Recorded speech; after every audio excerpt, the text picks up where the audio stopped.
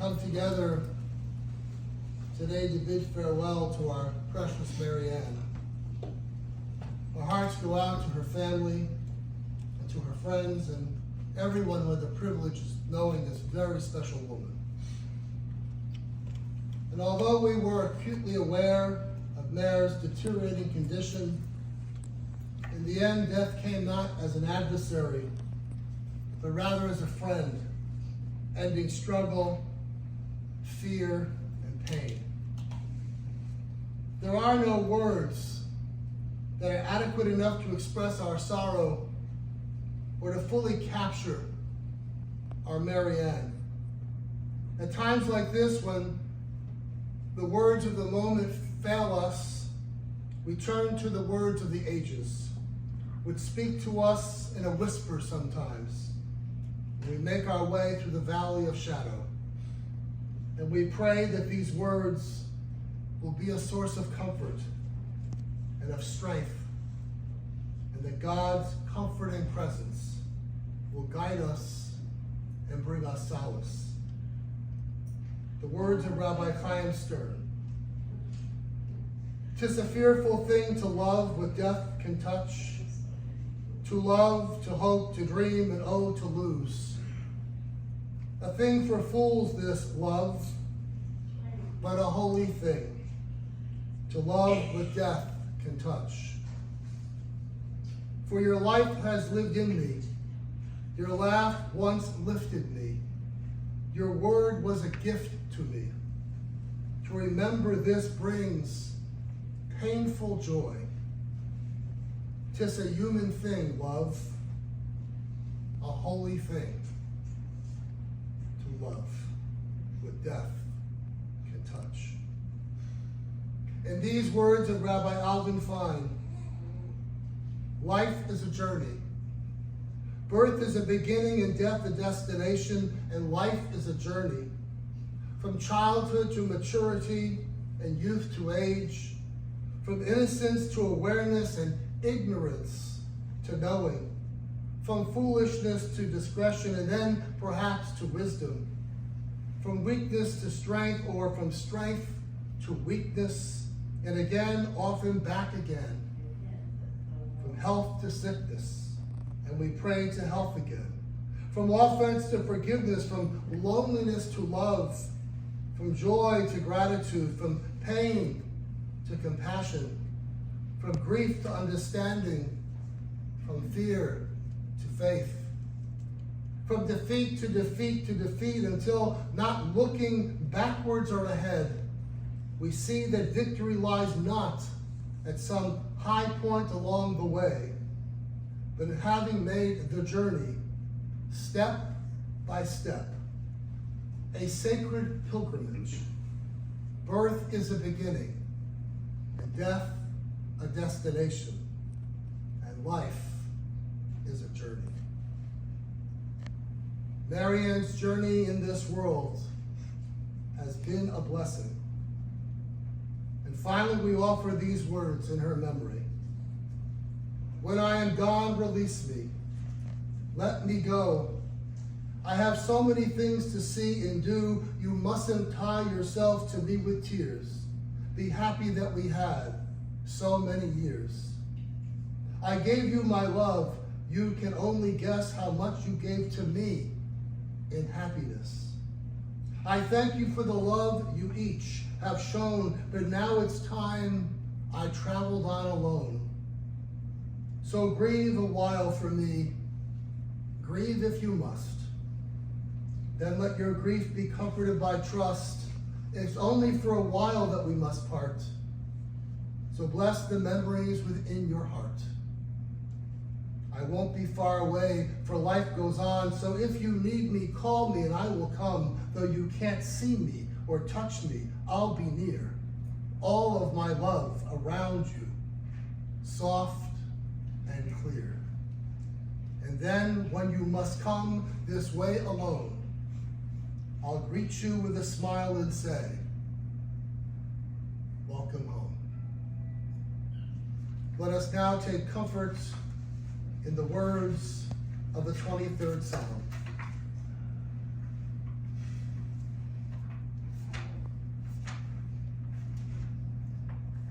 Mizmor LeDavid. Adonai roi lo yitzar, bino deshi yabritzeni yomei menuchot yonahaleni. Nafshi yishoved ancheni b'maglit tzedek leman shemo. Gam ki elech b'geitz ha'mavet lo irara ki ata imadi. Shivtecha b'shantecha hema yinachamuni. Tarok lefanai shulchan neged tzorai. Dishanta v'Hashem roshi kasiv raya.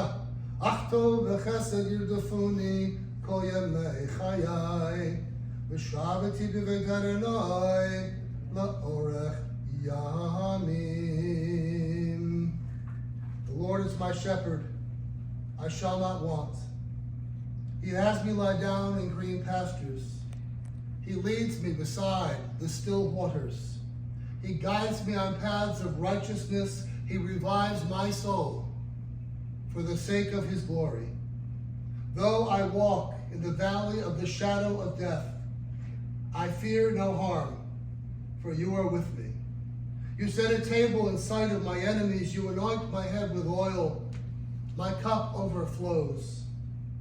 Surely goodness and mercy shall follow me all the days of my life, and I shall abide in the house of the Lord forever.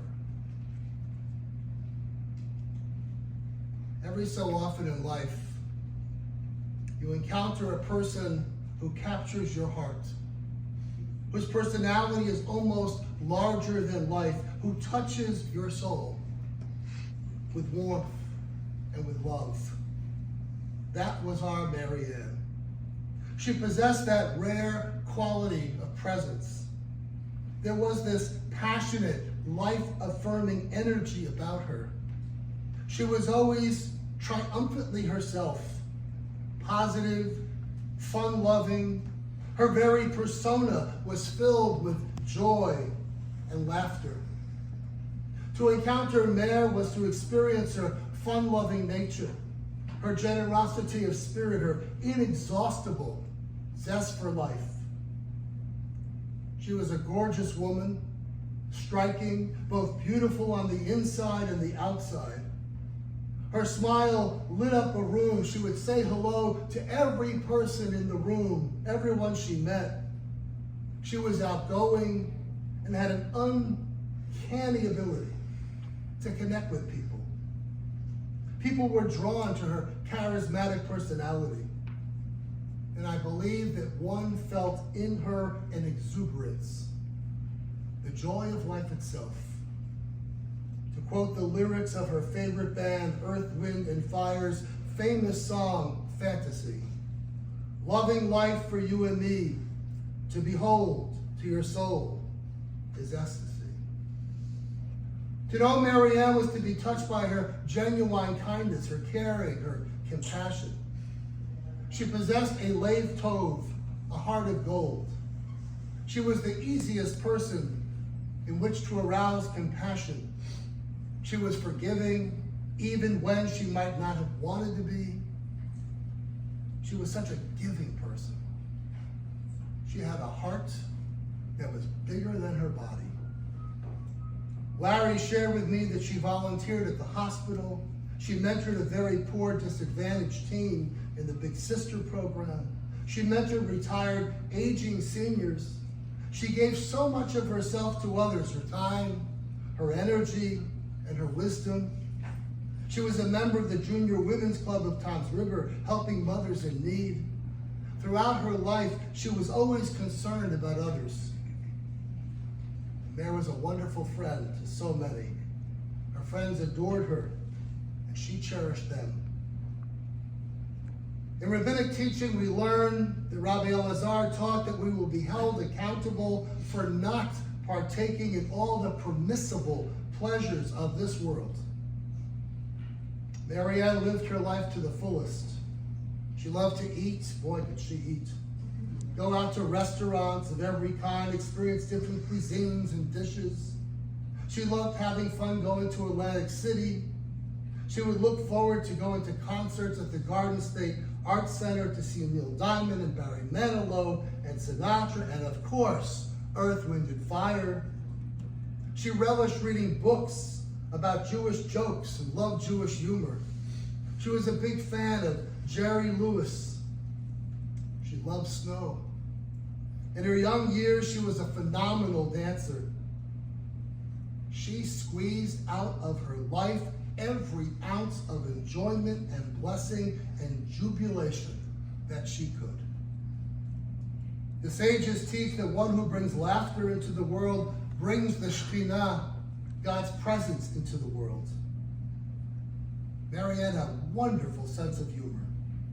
She would do all kinds of crazy things, like the time she painted fingernails and flowers to a Picasso print featuring a woman. She was always young at heart. Her journey in this world began 83 years ago in Lakewood. And after graduating Lakewood High, voted, I might add, the wittiest of her class, not unsurprising. She went to Uppsala College. She then contracted, unfortunately, encephalitis, which landed her at the hospital, and she had to drop out. She then met her first husband, Robert, of blessed memory. Her family owned and ran the Manhattan Hotel.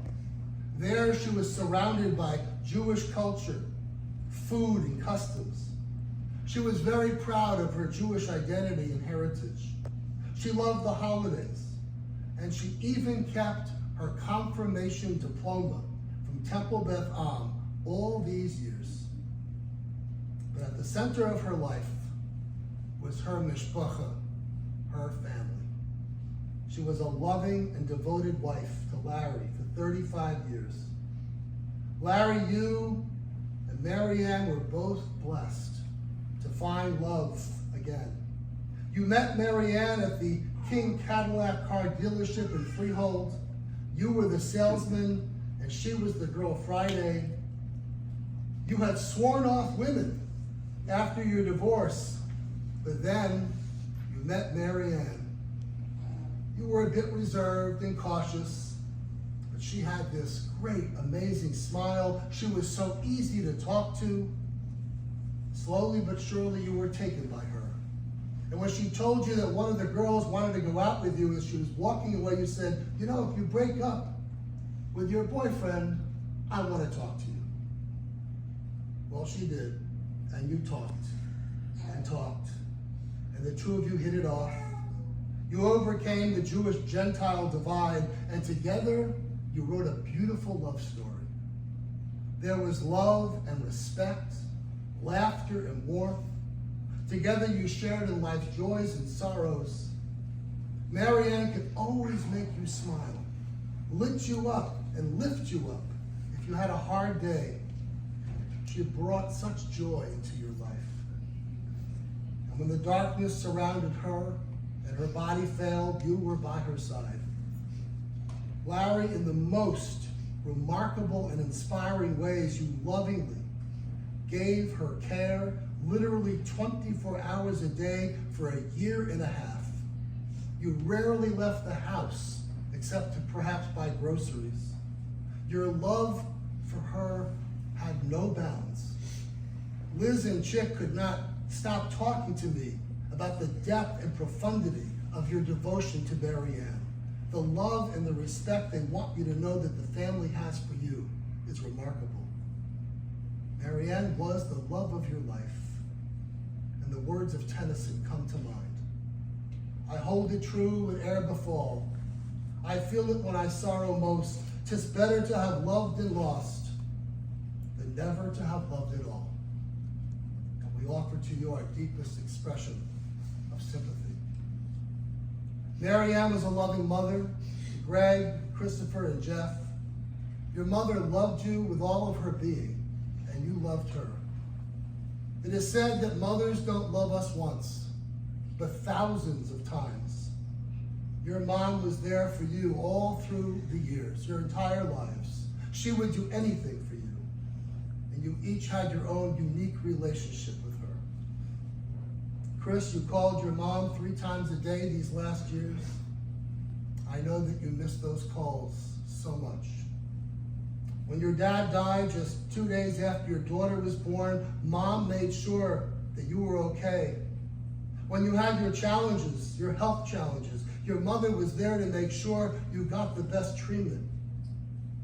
She taught you and your brothers what it means to be a good person, a mensch, what it means to find the good in people, what it means to forgive, what it means to love. And Greg, you were always there for Mom. When she was having a difficult day, she would call you and you would listen. And if Mom called you, you would literally drop everything. You could be in the middle of an important meeting, but you took the call because you knew that she needed to hear your voice. You gave her strength and peace. You worried about her and you loved her so much. Jeff, you moved away some 20 years ago, and Mom would visit and the kids would come up to see her, and she was so happy and proud that your boys were bar mitzvah. She had the time of her life at that simcha. You always had a good relationship with Mom, and it's no accident that you have such strong morals and values in your life. She would worry a lot about you raising two boys by yourself, but so proud of you. And I know it was very hard for you to see Mom deteriorate during the last 8 months. Her love will always be with you. Monica and Andrea both share in this loss. Monica and Maryann appreciate how wonderful a wife and mother you are. And Andrea, you love Mom so much and shared so much over the years, and she admired and adored the work that you do to help others. And you respected and admired her. Maryann also loved her stepchildren, Lawrence and his wife Karen and Joy, and she was a loyal and close sister-in-law, a sister to Chick and Liz, and their spouses, Helene and Doug. When I think of the sisters and the brother, these siblings, the words of W.H. Auden comes to mind. Among those whom I like or admire, I can find no common denominator. But among those whom I love, I can. All of them make me laugh. You made each other laugh your entire lives. There was such warmth and camaraderie, loyalty and devotion between you. I'm not sure I've ever seen siblings that shared so much fun together, so much joy, their entire lives, all the way to the end. Liz shared some thoughts. I'll share a few of them now. I love Mare with all my heart. For years we talked every day and always ended the call by both saying, I love you. We had so much fun talking about our kids, grandkids, and family and friends. We had so much fun laughing nonstop. Even when she wasn't feeling well, she would be able to laugh at this memory of laughing together. She could imitate every comedian and politician. She would always tell me how proud she was of me as a mom, a wife, a grandmother, and teacher. Some of our happiest moments are when Mare and Larry moved in 1995 to the Four Horseheads, New York, where we live now. And at that time, instead of being 300 miles away, we were only 20 minutes away. And we could now hug each other every day. We'll always remember how Mare decorated her home, how Larry was an incredible gardener and took care of the grounds, and how Mare did all of her homes, decorating them with such love and comfort and beautiful colors. Memories from childhood. My brother Chick and myself and Mare would go ice skating on Lake Carousel. Memories of snowstorms in the 50s and 60s when Lake would shut down and we went sledding on Forest Avenue down the hill. Or the times we went roller skating. We spent years at the beach in Point Pleasant. Chick, Mary, and I loved to go swimming together and walking on the boardwalk. And I would just like to end by saying that God bless me with the most loving sister who always filled me with so much joy and happiness. Thank you, Larry, Chris, and Greg, for your loving support of my sister. Chick, you and Maryann were the oldest, and you have such wonderful memories. You were fortunate enough to be grandchildren of grandparents who owned the Winter Hotel in Lakewood, built in 1900, as I mentioned earlier, the Manhattan Hotel. You grew up there and had the run of the place as kids. Your grandparents doted on both of you, aunts and uncles and recurring guests. You owned the place, essentially. Enjoyed all the amazing food and pastries. You know, after all, it's a Jewish hotel. Got unlimited slugs to play the pinball machine for free. Ping pong in the ballroom. And growing up, you and your sisters lived in a 2-story colonial home. You had your own room, and Maryann and Liz shared a room, and you would sneak out at night or communicate through the walls to each other. She showed you the ropes to go to school, what you should do if you have a boyfriend or a girlfriend, and of course, you loved to play 20 questions, which in fact you did your entire lives right up to the end. And of course, if you beat Maryann, she'd be very upset. She loved when you all got together, and it was one big love fest and laugh fest. And you will surely miss her. Maryann will be missed by her nieces and nephews, Todd and Elizabeth, Amy and Harry, Beverly and Alan and Jason, and her cousins, Sandra, John and Helen, James and Barbara. She was blessed with 11 grandchildren who cherished her and loved her. Alyssa, Ryan, Brendan, Colin, Madeline, Ty and Brett, Christian, Lawrence, Gabriel, and Louisa. Grandma Maryann was so proud of each of you. She loved taking you out to restaurants and let you order whatever you wanted. She was always a part of your lives, came to your games, came to Maddie's sophomore fall dance. She would look forward to your calls and visits. She always sent you a card on birthdays and called you. She never forgot. And you all gave her such nachas, such joy and fulfillment. And the family is grateful for the care of Beatrice and Kristen, her caretakers, and her sister-in-law Carol, who cared so much for Maryann all through the years. There's an incredible photo. You see it here. This beautiful photo that Maryann had blown up as a surprise for Larry. Maryann, as you see, is beaming as if her eyes are talking. You could see the happiness that she felt with Larry and the love. And you could sense this was a woman who embraced life, who enjoyed so much this world. She was a beautiful neshama, a beautiful soul. But eventually illness overtook her as she slowly slipped away from us. She is now in the Olam HaEmet, the world of truth, the world of peace. And she is now finally at peace. I end these words of tribute to our Maryann with a poem entitled Epitaph by Merritt Malloy. When I die, give what's left of me away to children and old men that wait to die. And if you need to cry, cry for your brother walking in the street beside you. And when you need me, put your arms around anyone and give them what you need to give to me. I want to leave you something better than words or sounds.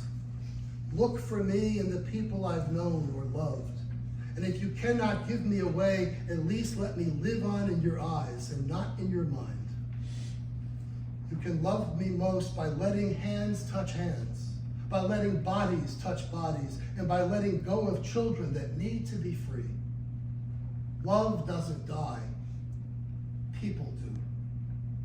So when all that's left of me is love, give me away. Give me away. Tehei Zichronah Livracha. May her memory be for a blessing. And may her soul be bound up in the bonds of life eternal. And let us say, Amen. Now I'm going to call forward Larry, to be followed by Greg and Chris. Sure.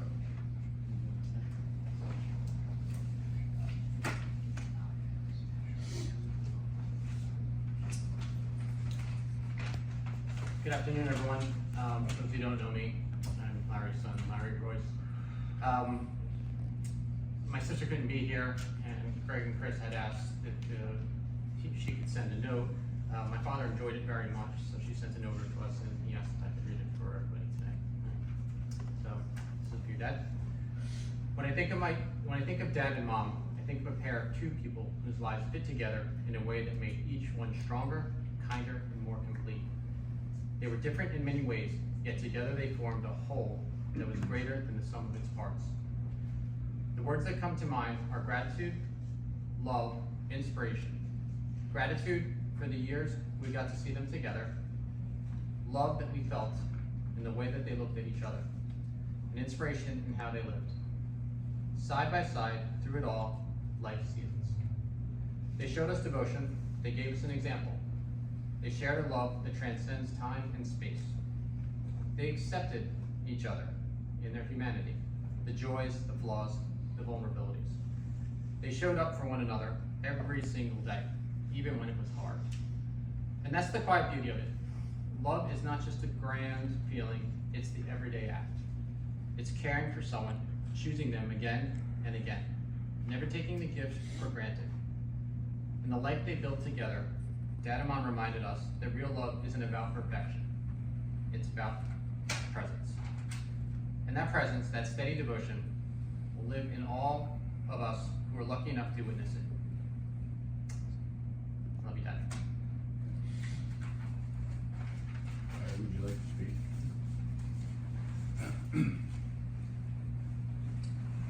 Hi, good afternoon. First of all, Rabbi, your guidance and wisdom was amazing. You took all of my words, so I'll be very brief.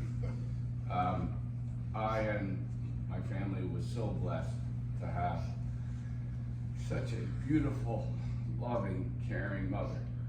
And you were all blessed to have such a great friend. I do want to restate a few things. Larry, thank you so much for the 30 plus years you gave love to my mom, and especially the last 2 years when you gave your life for her. Thank you. Christopher, thank you for everything you did.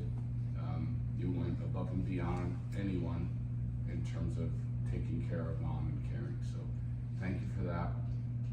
And just to single out a few other people, again, you mentioned them, Carol and Sylvia Benke. I don't know if she's here. She made food all the time, and Carol sat with her many, many, many days. And to B and Kristen, who you recognized, who were caregivers who gave well beyond the job. So God bless you, Mom, and God bless everyone that's here today. Thank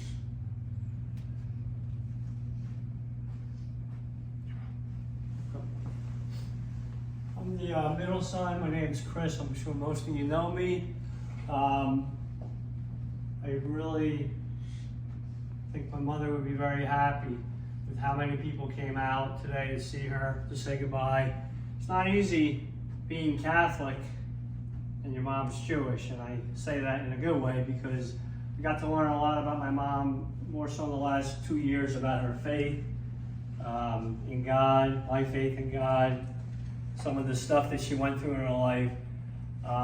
In 2006, after my father, I think we knew my father was not going to live much more, I had an opportunity that I could have taken a job with the prosecutor's office in Toms River.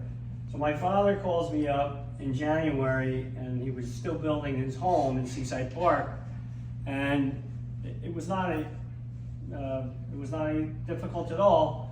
I chose to stay where I was, and I chose to help my father continue building his dream house in Seaside Park.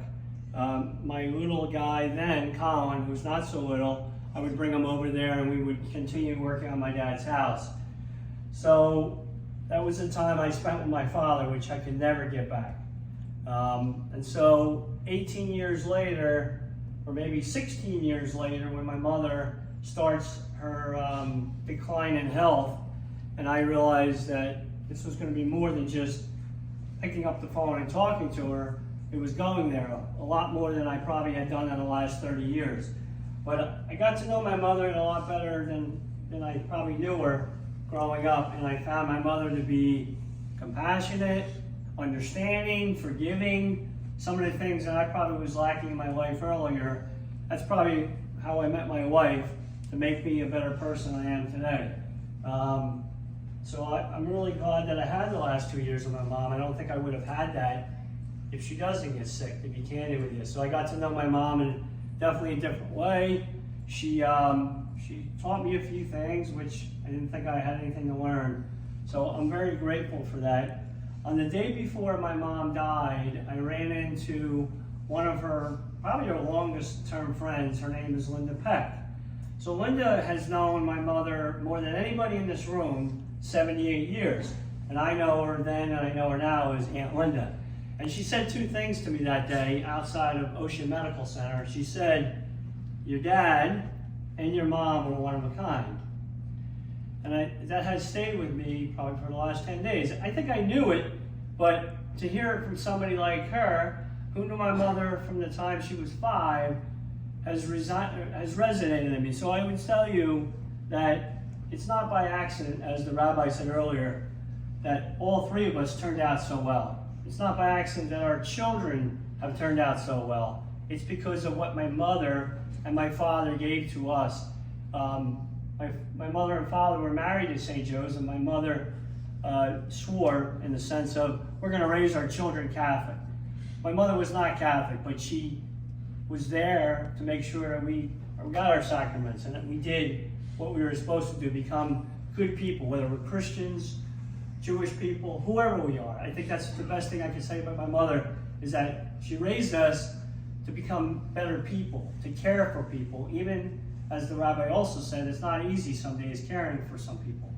So I've gotten a lot from my mother, more than I probably knew years ago. But I miss her terribly, but I know she's with God. I know she's in heaven.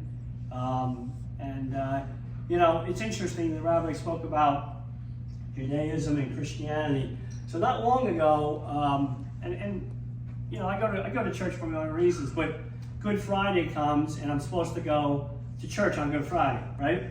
So I'm walking my dogs and I call one of my friends up, and the choice I make is, do I go to Good Friday because it's such a holy day, or do I go visit my mother?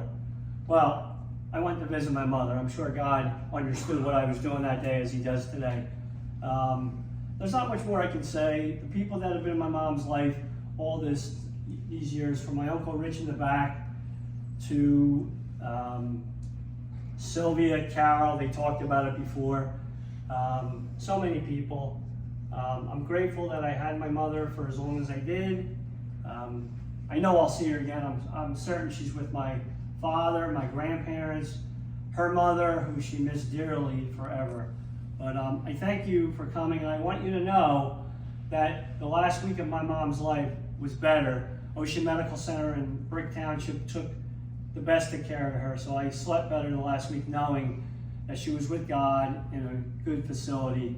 And my brother Jeff could not be here today, but Jeff, as he struggled with my father, struggles with my mother, but he would tell you, if he was here today, that he doesn't become who he is without my mother and my father. So I thank you all for coming, but my mom is not forgotten today, and I think I'm here because of my mother.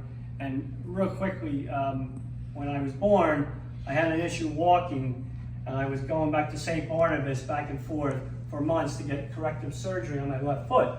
So my mother only shared this with me maybe a month ago. They weren't sure if I was going to walk, let alone, or crawl or walk, let alone run. So to this day, I'm still running, and I think without my mother, I'm not doing any of it. So thank you, and God bless my mother. Thank you.